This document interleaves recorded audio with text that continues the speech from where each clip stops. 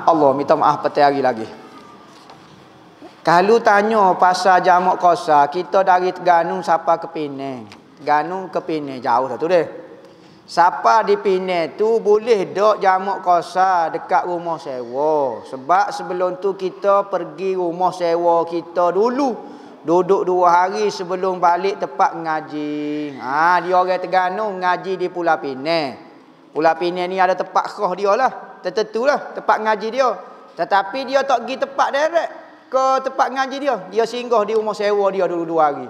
Boleh jamak kosa ke tak? Boleh jamak kosa lagi. Tapi dia masuk kawasan tempat pengajian, maka hukum dia tak boleh dah. Kecuali lah rumah sewa tu berada di tempat pengajian. Dalam satu kampung dengan tempat pengajian, maka siapa di rumah sewa seolah-olah siapa dah tempat pengajian, tak boleh jamak kosa dah. Tapi kalau dia berada di luar daripada kawasan pusat pengajian tu, maka boleh punya. Sekiranya seorang itu malu berpakaian kain pelekat berada di luar rumah, adakah pakaian tersebut makruh dipakai ketika solat? Ambo sebut dulu makruh kita pakai pakaian yang kalau kita pakai luar kita malu. Dia kata gini pula, dia pun tanya. Ambo malu pakai kain pelekat sebelah luar. Luar pakai kain pelekat gitu ambo malu. Jadi makruh dok pakai kain pelekat. Tergambar soalan dia pelik sungguh orang ni. Dia gini.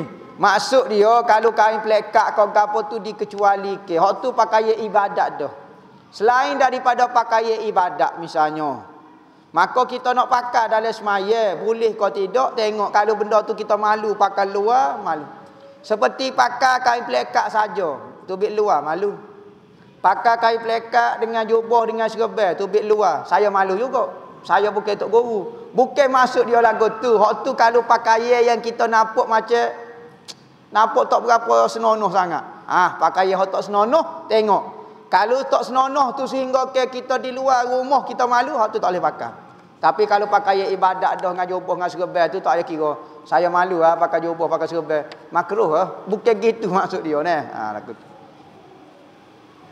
Ada kodok petua untuk kelenjar di leher yang bengkok.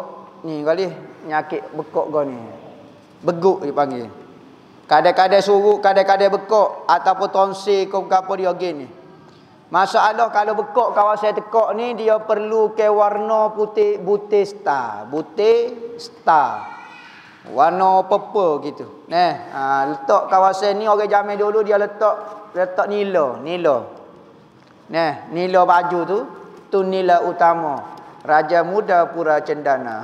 Tu nila, ni nila, tak nila. Warna purple. Ataupun tak pakaian warna purple, kain tuala tu sakut di tekak tu. Kawasan tinok warna purple. Kedua, jangan minum air batu. Minum air panas. Ketiganya, makan ais kering. Ais kering dibenarkan. Ais kering apa? Ais kering vanila. Perasa vanila. Jangan campur. Air bersih vanila saja. Beli sekotak tu ais krim vanila, makan sejuk, insya-Allah dia vanila tu kita nak tu, dia akan jadi teh bekok tu. Hak lain jangan minum. Ais krim lain jangan makan. Ais krim cornetto kau tak boleh. Ais krim hak sedap-sedap main genung pun tak boleh berlaku. Dalam usaha kita tengah menyelansai ke hotel, tiba-tiba kita mati meninggal dunia. Macam mana ustaz? Soalan orang mati ni. Dia meninggal dunia dah ni. Pas lagu mana gini, apabila kesalahan kita cuba dah kita nak lansai ke tapi kita tak mampu, tak insya-Allah Tuhan maaf. Cuma jangan selesai lagu tu saja, wak lolok maaf strik lagu tu. Kalau tinggal harta, wajiblah orang yang menerima saka dia bayar hutang dulu. Jangan wak dia mati dah wak kira. Sedap. Awak tahu tak pok awak tu hutang dengan saya berapa? 4 riyal. 4 riyal bukan. 48 juta. Awak kata mudah rangsai gitu. Mati. Jangan. Kena bayar. Syariat. Kesilapan dunia. Kih dunia kena selesai di dunia. Kalau kita zikir tayyibah. Hari-hari banyak. Jadi sing kau. Apa dia zikir tayyibah? Kalimah tayyibah. La ilaha illallah. Kalau ngatik la ilaha illallah jadi sing. Tak. Boleh pahala lah apa-apa jadi isingnya. Ising ni dalam kaedah ilmu nahwu, nama kullu syai'in yusamma bihi insanun au hayawanun au nabatun au jamadun au ayyi syai'in akhari. Setiap benda yang kita beri nama kepada binatang, perbuatan binatang, tu dipanggil ising menurut ilmu nahwu. Maka tak jadi ising dah kita. Memang kita tu ising dah. Zaidun tu ising. Tak gila. Ngati la ilaha illallah insya-Allah tak gila. Apa hukum bercakap semasa ambil wuduk? Afdalnya, sunatnya jangan bercakap ketika ambil wuduk kerana wuduk tu ibadat. Saya gianya ketika memulaku ke ibadat, buat dalam keadaan tenang, buat dalam keadaan hormat, maka ambil semaya. Kalau kita kecek tak batal, cuma sebab kita tengok buat ibadat ke, moleknya kita senyap. Sebagaimana semaya wajib kena senyap, tapi ambil semaya sunat senyap. Boleh oyak cara mandi wajib hok betul, takut ada salah. Gini, mandi wajib hok betul, pertama niat. Saja aku mandi wajib kerana Allah Ta'ala. Saja aku mengangkat hadas besar kerana Allah Ta'ala. Bila kau nak niat tu?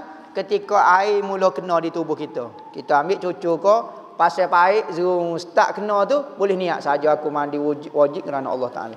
Maka kita rata ke air tu ke seluruh tubuh kita. Tempat-tempat belipak, kuku kau, telinga kau, masuk air dalam hidung, mulut khoma, comor-comor sini sikit kau, tempat-tempat belipak. Bawah tu kita kena sikit punggung tu biar tubik sikit, kita cuci apa semua. Kemaluan tu kita cekoh sikit biar tenganguk. Gitu. Kita cucu sikit dengan air biar dia masuk belakang. Lepas tu biar dah lah. Ambil air semaya dulu. Kau tak ambil semaya tak apalah. Yang penting rata ke air dulu.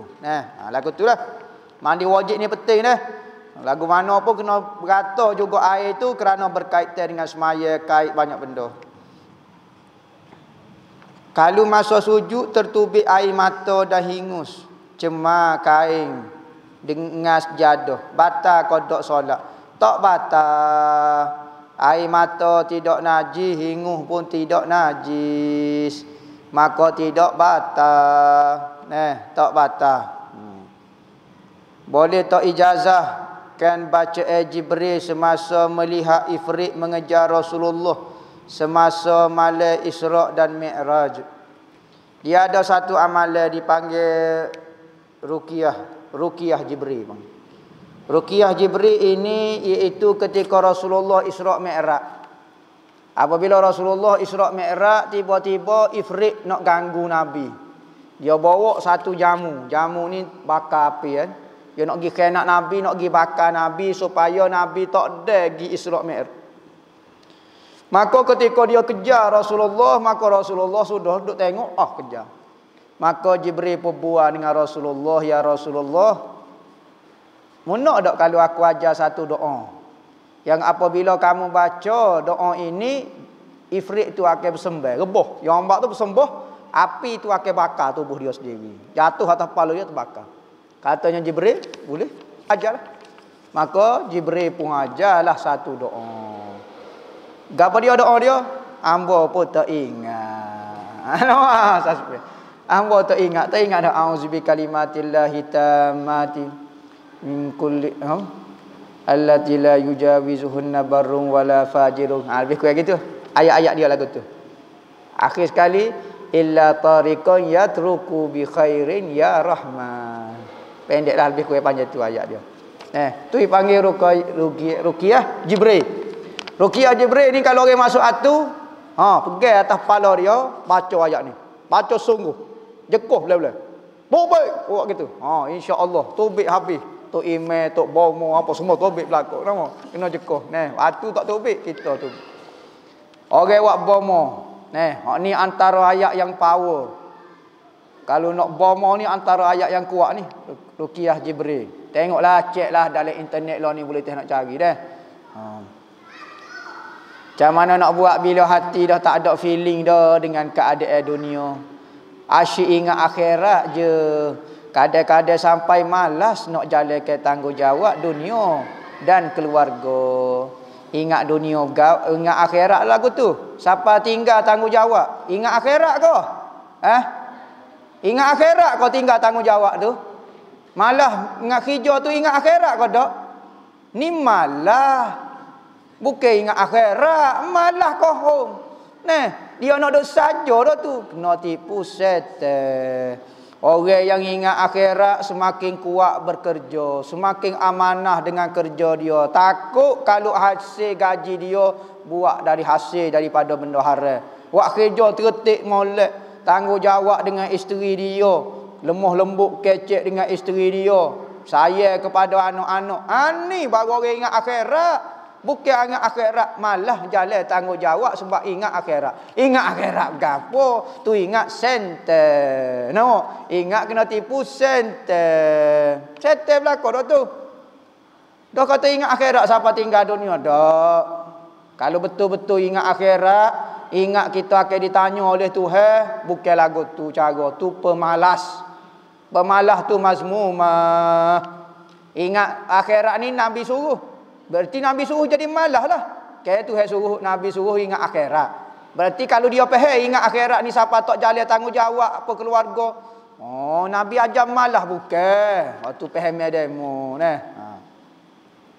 Jika tersilap kiblat lebih 10 tahun kena qada. Gitulah hukum dia. Kena qada. Nak kata gua nak silap tentu dah salah semaya kita. Nak kata gua ada qada. Pendapat-pendapat hangpa tak ingat. Hangpa tahunya, sekadar hangpa ingatnya kena qada, tak ada cara dah. Nah, nyanyolah kat hambanya. Dah nak kata lagu mana, buat apalah terbola. Saya tak tahu, dah saya. Baik tak tahu tu. Siapa dia suruh cek pulak kiblat ni? Tak boleh korok. Tengok lagu masalah.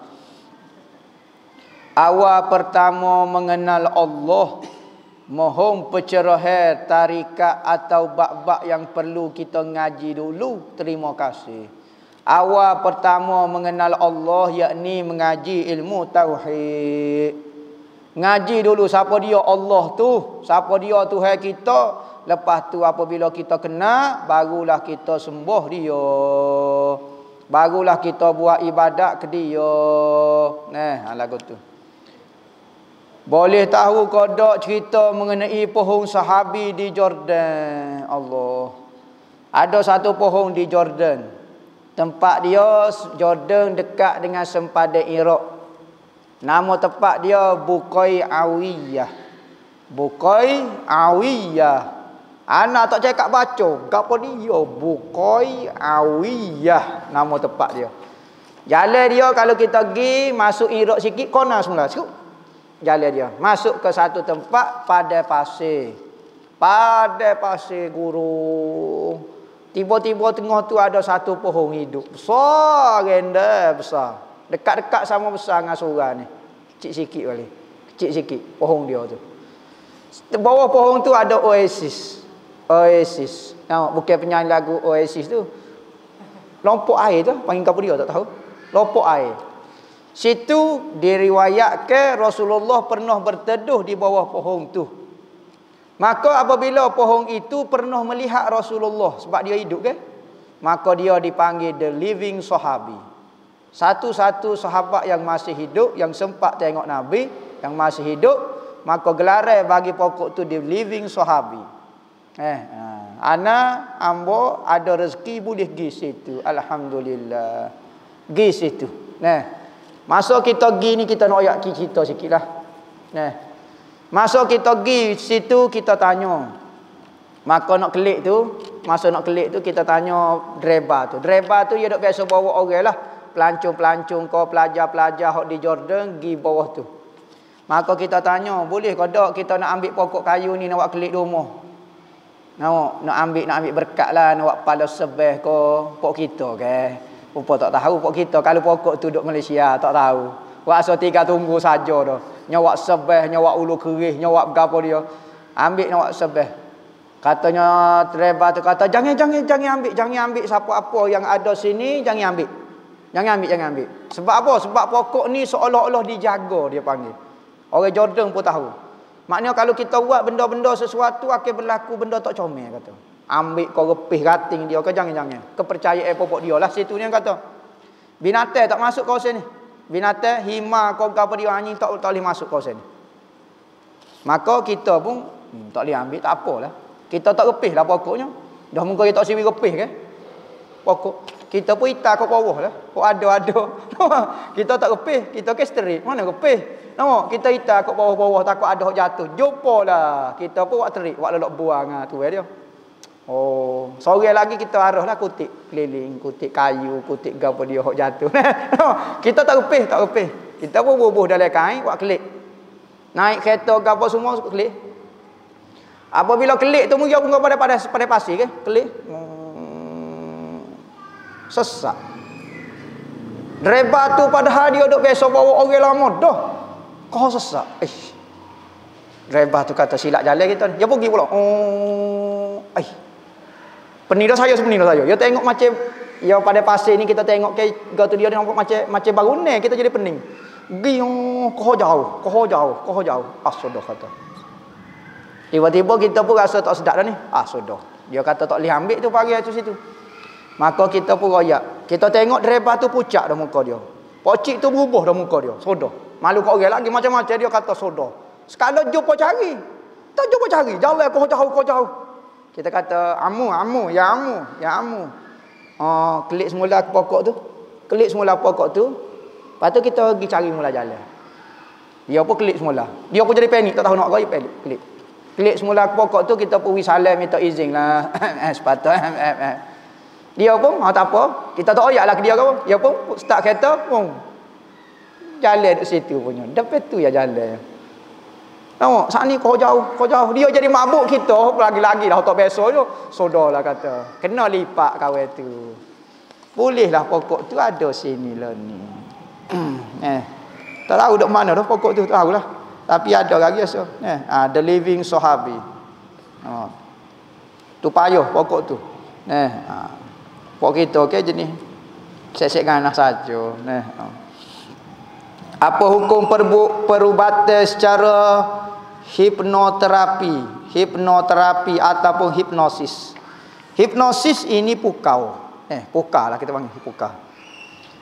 Boleh kodok kita buat pukau dalam bentuk rawatan. Gini, misalnya kita panggil seorang tu jenis minat makan dadah. Kita pun panggil dia. Okey, saya nak pukau awak. Hipnosis dengan pukau, beza dia pukau, kita kuasai fikiran dia dengan tanpa izin.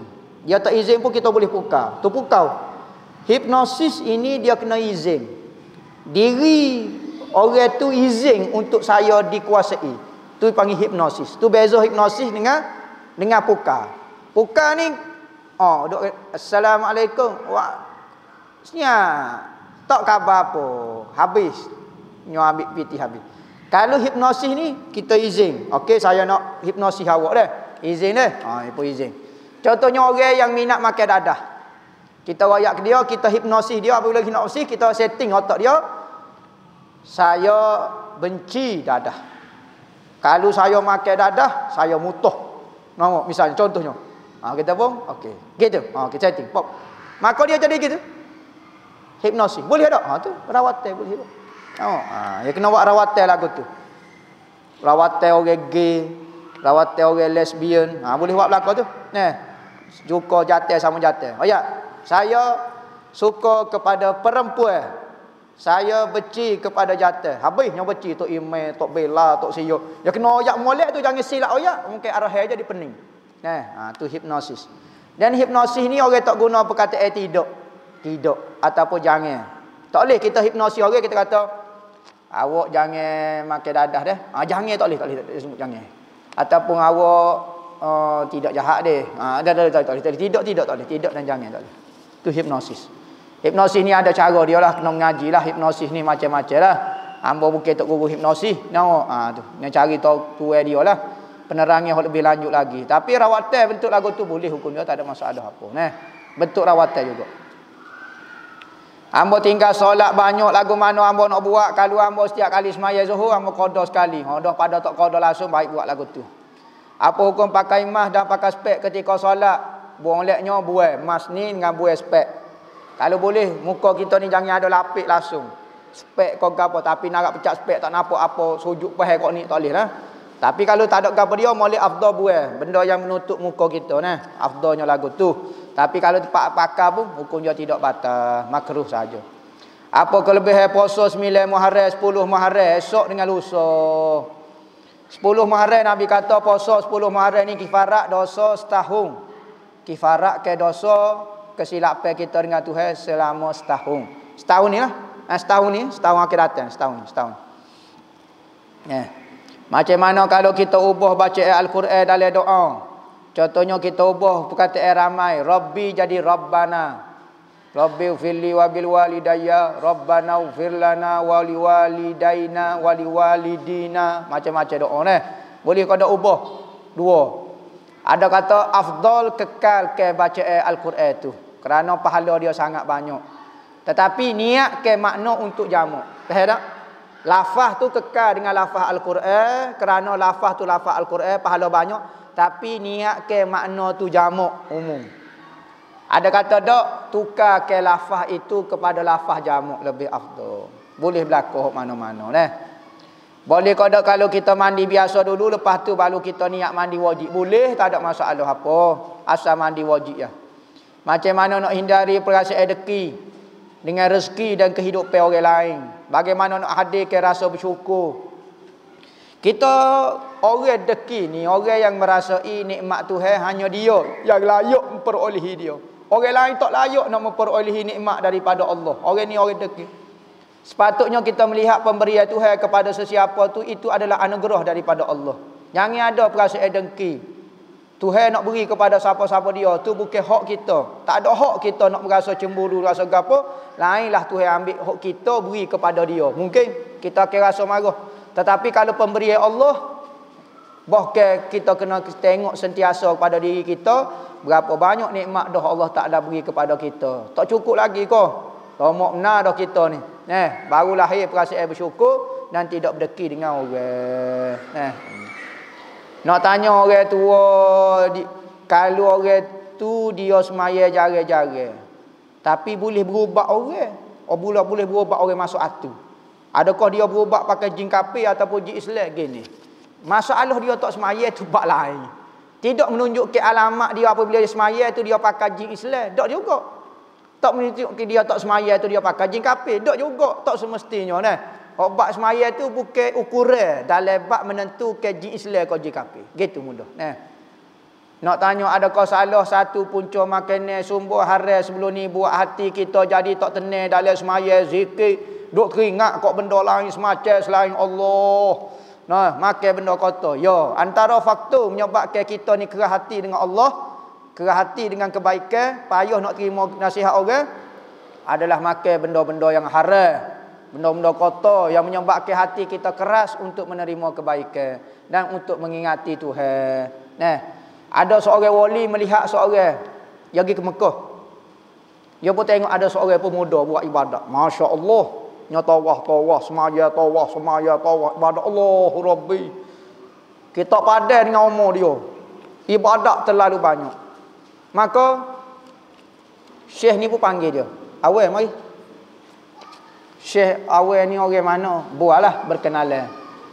Akhir sekali Syekh tu tanya, Masya Allah, awak buat ibadat banyaknya lah. Oh tu lah Syekh. Tak tahulah, Alhamdulillah tu hewi kekuatan kepada saya ya. Nah, sehingga ke saya boleh buat ibadat banyak, katanya Syekh. Masya Allah hentan. Tahajudnya dengan semajanya.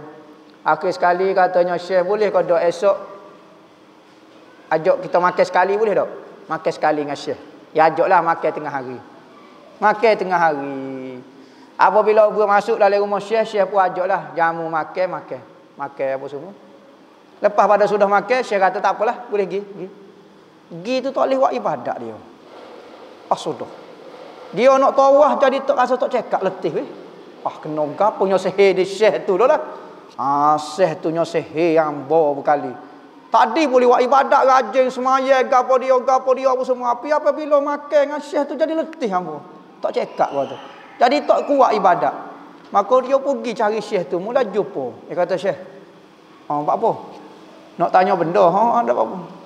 Dulu saya kalau bak tawah, bak semaya sunat, baca Quran, kau hebat benar. Tapi lepas pada kelik makan rumah Syekh hari tu kata, tahu. Segera tak cekak, kau kecil manis lah ambo, kau guano. Katanya Syekh tu gini. Ambo tengok demo mula-mula awal-awal. Ambo tengok demo duk buat ibadat awal-awal lagi ambo boleh kesel demo kena tipu setan. Tipu setan lagu mana? Duk tawah, duk baca Quran, duk gapo, duk semaya tipu setan lagu mana? Ambo tengok setan tipu demo makan barang tak bersih, barang haram. Maka kekuatan hok demo tu daripada kekuatan barang haram.